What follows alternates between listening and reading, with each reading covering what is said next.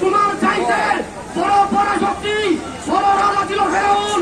এই ফেরাউনকেও আল্লাহ নেস্তানাবুদ করেছে। তোমার চাইতে বড় পরাশক্তি ছিল এই নমরুদ।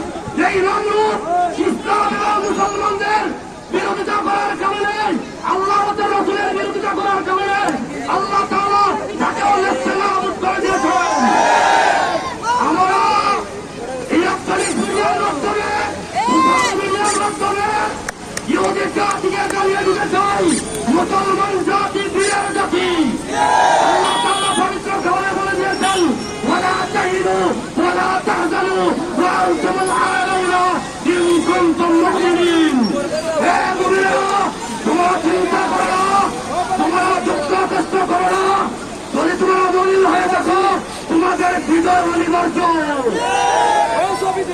ফিলিস্তিন আজ না হয়ে কাল আমাদের হাতে, ইসলাম এবং মুসলমানদের হাতে বিজয়ের বিজয় আসে দিচ্ছিল।